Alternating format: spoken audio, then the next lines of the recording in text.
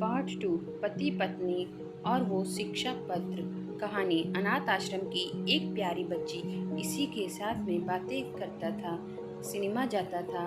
पहली बार जब तुमने बेबी के बारे में पूछा था तो मैंने जानबूझकर तुम्हें कुछ नहीं बताया था। सोचा था थोड़ा मजाक करता हूँ, देखता हूँ तुम कैसे रिएक्ट करती हो। लेकिन मैंने यह कभी नहीं सोचा था कि तुम्हारा शक इतना बढ़ जाएगा कि तुम घर ही छोड़ दोगी। सबसे ज़रूरी बात यह है तो बेबी है वह किसी और की नहीं बल्कि तुम्हारी ही बेटी है। रुको, अपने आप को संभालो और आगे की बात ध्यान से पढ़ो। हमारी शादी के 2 साल पहले की यह बात है। तुमने अपने कॉलेज के लास्ट ईयर में ही थी। तुम्हारे प्रोफेशन ने नोट्स लेने के बहाने तुम्हें बुलाया था और तुम्हें चाय में नशीली दवा खिलाकर ना करने वाला काम किया था। इसमें कोई गलती नहीं की थी, लेकिन कुदरत ने अपना काम किया और तुम्हारे पेट में इस बेबी को डाल दिया। काफ़ी प्रयास करने पर भी अबॉर्शन नहीं हुआ तो तुम्हारे घर वालों ने समाज के डर से तुम्हें 6 महीने तक घर में ही रखा। तुम्हारे पिताजी खुद एक डॉक्टर हैं, इसलिए यह बिन मांगा बच्चा बड़ी आसानी से बिना किसी को कानो कान खबर हुए इस दुनिया में ले आए। भविष्य में तुम्हारी शादीशुदा जिंदगी में कोई प्रॉब्लम ना हो, इसलिए तुम्हारे पिता ने इस बच्चे को गांव के एक अनाथ आश्रम में छोड़ दिया।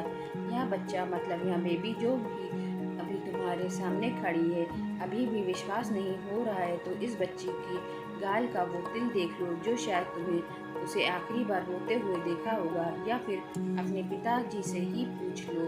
पत्नी जल्दी से उस बच्ची को पास में लेकर उसके गालों का तिल देखती है। उसका मन भर आता है, उसकी आंखों में आंसू आ जाते हैं, लेकिन अभी भी चिट्ठी बाकी है, इसलिए वहाँ आगे बढ़ती है। मुझे पता है अभी भी तुम्हारे मन में यह सवाल उठ रहा होगा कि यह सब मुझे कैसे पता है। तुम्हें बता दूं कि यह सब तुम्हारे खुद के पिता ने ही अपने मन में उठे रहे पश्चाताप को शांत करने के लिए शादी के 1 महीने पहले मुझसे मिलकर सारी बातें मुझे बताई थी।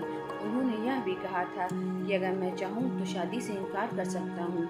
मैंने तो स्वीकार किया क्योंकि इस पूरी घटना में तुम्हारी कोई भी गलती नहीं थी और हमारी शादी हो गई।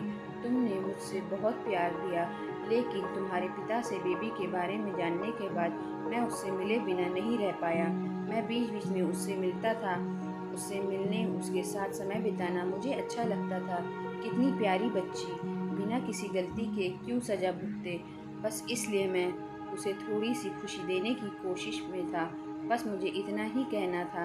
अब अगर तुम फिर से अपने घर में आकर मेरे साथ रहना चाहो तब और फिर तभी गैलरी में आ जाओ। तुम्हारा और सिर्फ तुम्हारा डियर पति। बिना एक क्षण की भी देरी करे पत्नी दौड़कर गैलरी में पहुंची और रास्ते पर उसका पति खड़ा था।